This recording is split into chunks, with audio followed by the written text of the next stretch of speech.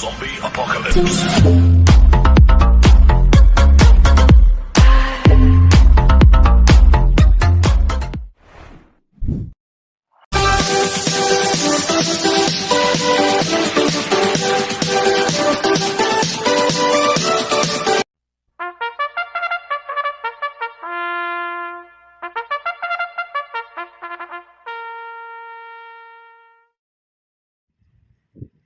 Magandang araw po mga bayang karerista.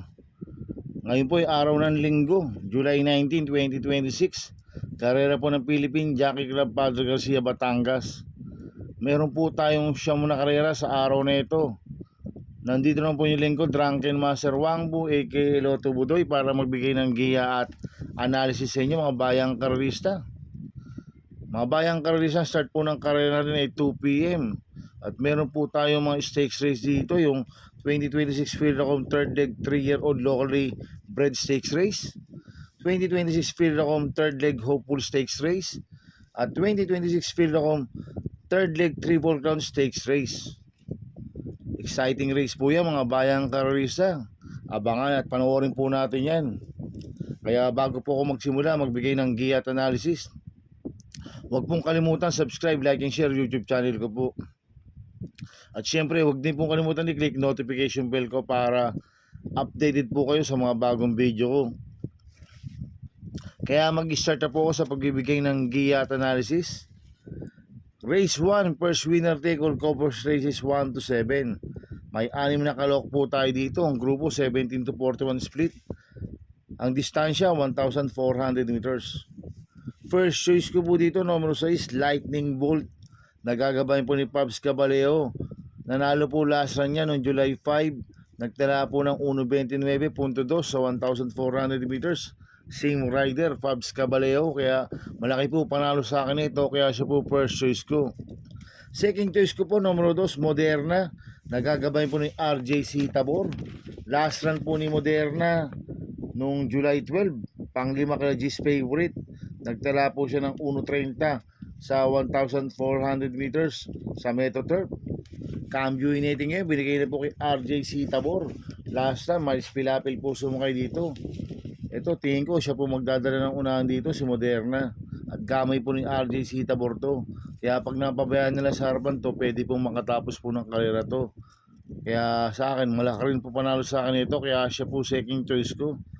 Kaya ang first choice ko po, numero 6, Lightning Bolt. Second choice, numero 2, Moderna. Sa race 2 po tayo, first pick 6 covers races 2 to 7.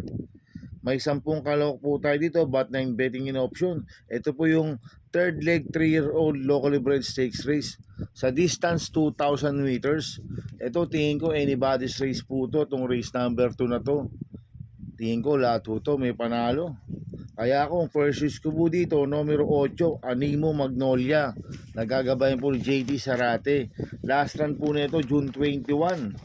Pang-5 kila Student Regent. Nagtala po siya ng 1.44.6 sa 1,650 meters. Cambio inating ngayon, binigay na po kay JD Sarate. Last run, Jim El Ciego lang po sumakay dito. Kaya sa akin, malaki po panalo sa akin ito. Kaya siya po first choice ko. Ang second choice ko po, numero 10, Lady Outlaw. Nagagabayan po ni Totoy Cabarios. Ito, last run po na ito, June 14. Segundo po siya kay Fairfield.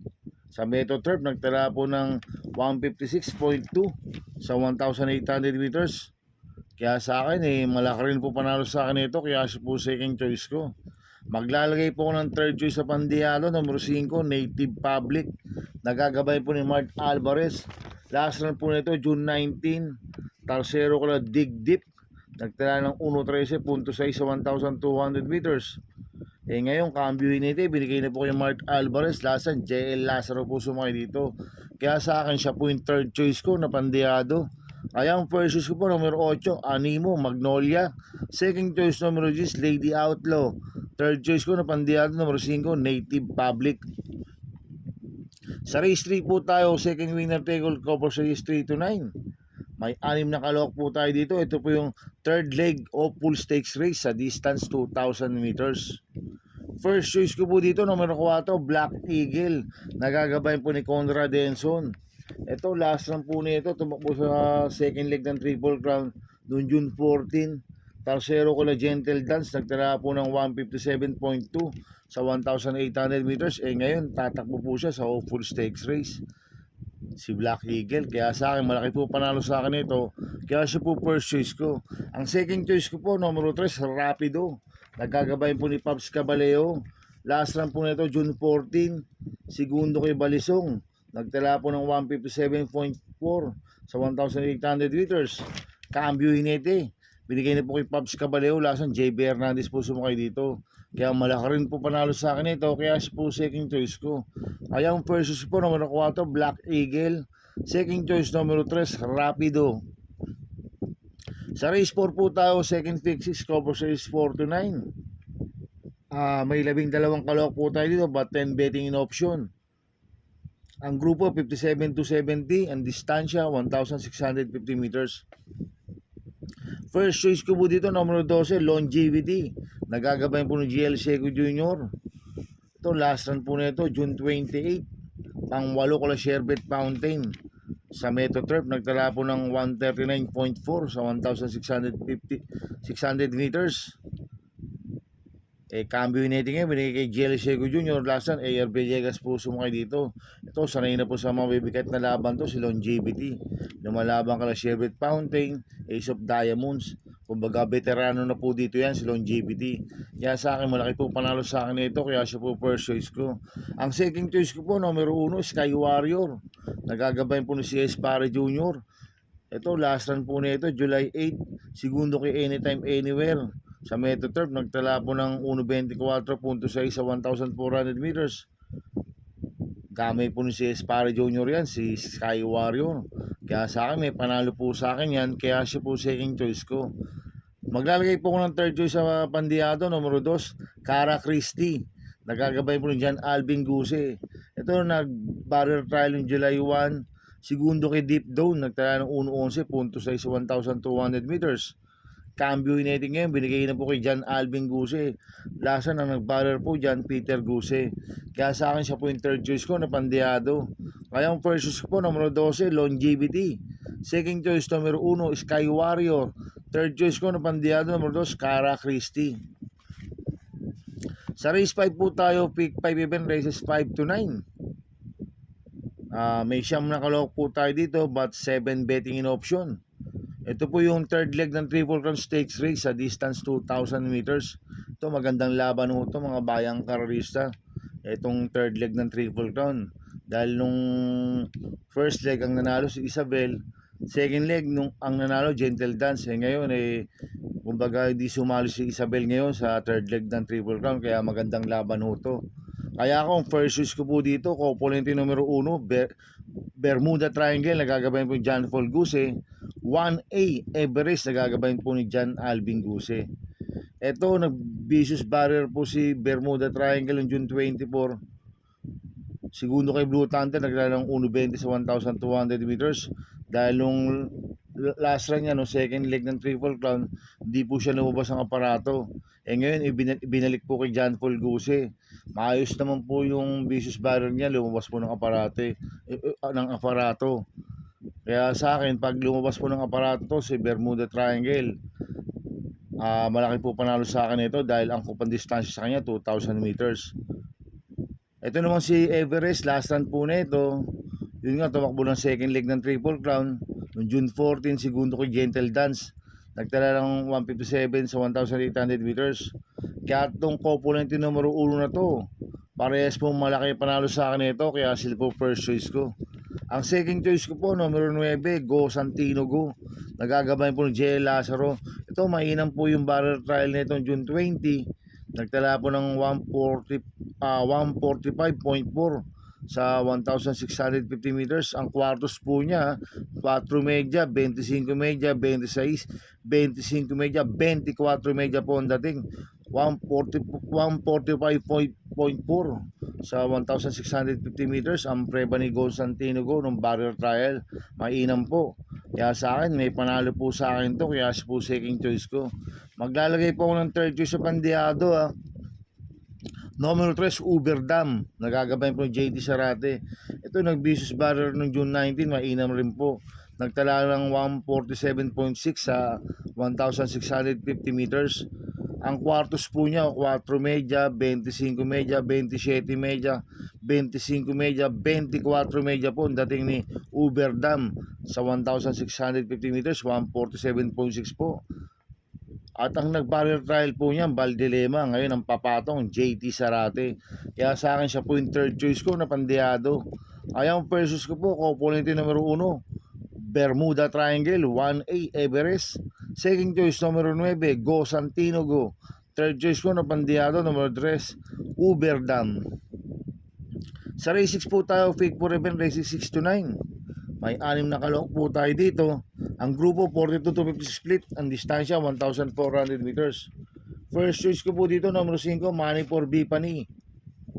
Nagagabay po si Espar Jr. Ito last run po nito July 12. Mabigat po nakakalaban na ito kila We Hear You. Ang nakuha niya po pang 10 po siya.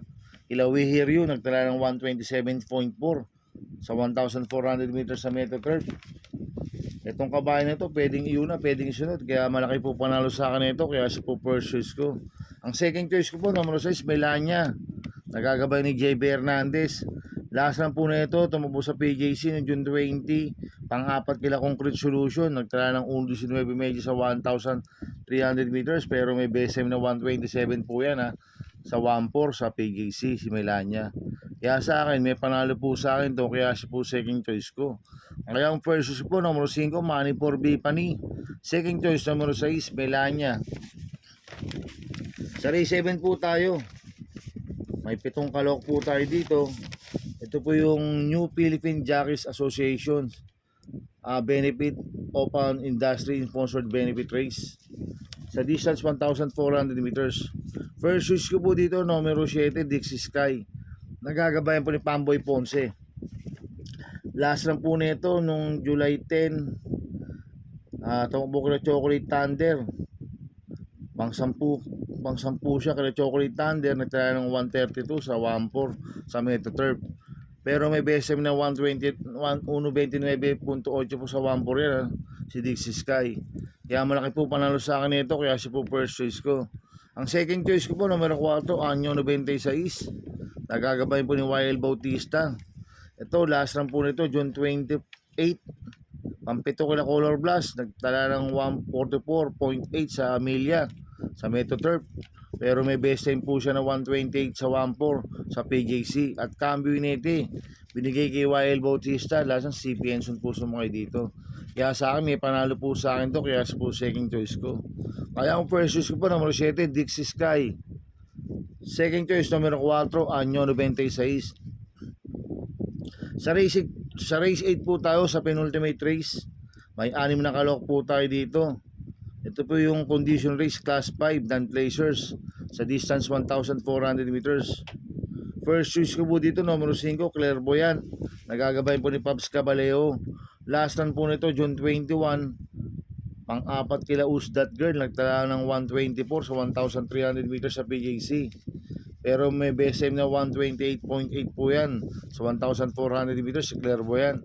Kaya malaki po panalo sa akin ito, kaya siya po first choice ko. Ang second choice ko po, number 3, I Love Mati. Nagagabayan po JB Guerra. Last run po nito, July 12.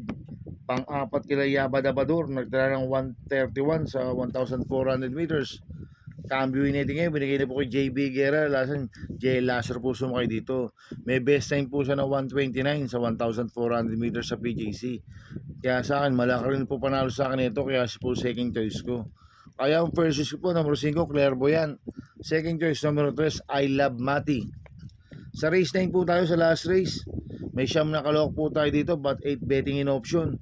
Ang grupo 17 to 41 split, ang distansya 1,400 meters. First choice ko po dito, numero 2, Star Plus Boy. Nagagabayin po ni NC Lunar. Last run po nito, July 11, pang-apat kila 14 de Oktubre. Nagtala ng 129.8 sa 1,400 meters sa Metro Turf. Pero dito sa PJC, meron po siyang 129.6. si Surplus Boy, kaya malaki po panalo sa akin ito, kaya siya po first choice ko. Ang second choice ko po, number 3, closing time. Nagagabay po ni JT Sarate, nanalo po last run niya noong June 27. Nagtala po ng 1.30.8 sa 1,400 meters sa Metro Turf. Pero may best time na 129 po yan sa PJC sa 1,400 meters sa closing time. Kaya malaki rin po panalo sa akin ito, kaya siya po second choice ko. Maglalagay po ng third choice sa Pandiado, number 9, Music and Magic. Nagagabay po ni Joel Shego. Last run po nito si Music and Magic noong July 11. Tercero kala Winston Maxine. Nagtala ng 1.30 sa 1,400 meters. Kaya sa akin, siya po yung third choice ko na Pandiado. Ay, ang first choice ko, number 2, Surplus Boy. Second choice, number 3, closing time. Third choice ko na Pandiado, number 9, Music and Magic. Good luck and happy racing mga bayang karerista. Inulit ko, ito igabay ko lang at analysis ko. Pero pagdating sa tayaan, kayo pa din masusunod. Sana iswertihin tayo at magsitama. Kaya good luck po sa ating lahat mga bayang karerista. Mga bayang karerista, shoutout muna ako. Happy racing po sa mga boss ko. Kay Boss Toto de la Cruz, kay Boss Manuel Chua, kay Boss Manny Caplis, kay Boss Godo Predo, kay Ninong Rigor Costada, happy racing po. At happy racing po sa Maceda Stable, kay Boss Edward Maceda, kay Boss Oliver Maceda, kay Boss Maki Maceda, happy racing po. At happy racing po sa mga kagrupo ko sa Team Budoy. At happy racing po sa mga kagrupo ko sa Ping Ping Boys. Kaya mga bayang karisa, please subscribe my YouTube channel at Budoy 2.0. At sana lagi pong panoorin ng stage, ang tip ko, ang ads ko. Kaya maraming salamat po sa inyo and God bless.